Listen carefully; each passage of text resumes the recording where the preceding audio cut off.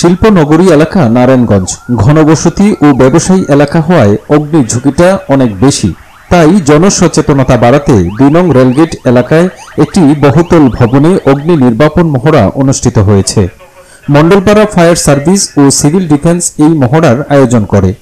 শহরের আলমাস টাওয়ারের ১০ম তলা বহুতল ভবনে শনিবার বেলা ১২টায় অগ্নি নির্বাপন মহড়া শুরু হয়ে দুপুর ১টায় শেষ হয়।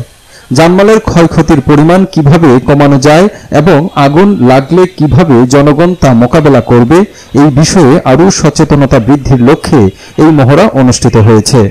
মহড়ায় ব্যবসায়ী, সাংবাদিক, পথচারী সহ সহস্রাধিক মানুষ অংশ নেন।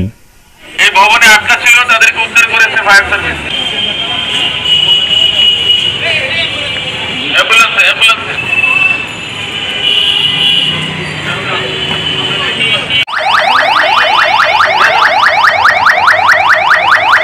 কার্বন ডাইঅক্সাইড আছে।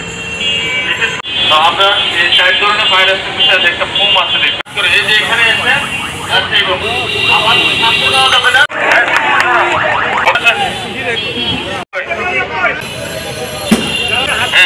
আরেকবার দেখে, হ্যাঁ ধরে রাখবো এরকম কাঁথা দিয়ে আপনি পুরাই ধরে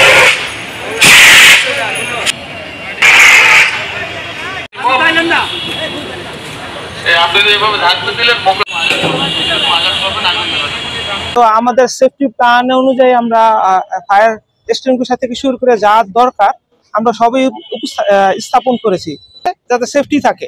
সেফটি আমাদের মূল মন্ত্র। নারায়ণগঞ্জ ২ নং গেট সংলগ্ন ১০তলা ভবনে একটা ফায়ার ড্রিল অনুশীলন করেছি। এটা সম্পূর্ণ একটা অ্যাওয়ারনেস প্রোগ্রাম। যে এইখানে আপনি দেখেছেন মাল্টি হ্যাজার্ড অনেক কিছু আছে, যেটা আগুন লাগলে যে মানুষ আগুনের ধোঁয়ায় আটকা পড়ার সম্ভাবনা থাকে, হতাহতের সম্ভাবনা বেশি থাকে। যাতে মানুষ আহত বা নিহত না হয় তার জন্য পূর্ব প্রস্তুতি হিসাবে মার্কেট কর্তৃপক্ষ একটা ফায়ার ড্রিলের আয়োজন করেছে। এবং এই সচেতনামূলক প্রোগ্রামের উপকারিতা হলো যে তাদের যে সমস্ত ইকুইপমেন্ট অ্যাক্সেসরিজগুলো আছে এটা আমরা ব্যবহার করে দেখেছি যে সচল পাওয়া যায় কিনা। আলহামদুলিল্লাহ আমরা সচল পেয়েছি। আপনাদের সামনে তো আমরা ফার্নিচারই দেখালাম, ফায়ার এক্সটিংগুইশারগুলো ব্যবহার করে দেখালাম, লোকজন আটকা পড়েছে তাদেরকে উদ্ধার করে দেখেছি। অনেকগুলো আইটেম এখানে ডেমনস্ট্রেশন দেখানো হয়েছে। প্রকৃতপক্ষে যদি সত্যিকারে আগুন লাগে, এইটা ছাড়াও আমাদের হাইরাইজ বিল্ডিং এ ফায়ার ফাইটিং করার জন্য টিটিএল টার্ন টেবল লেডার আছে, সেটা দিয়ে আমরা এখানে ফায়ার ফাইটিং করব, রেস্কিউ কাজ করব।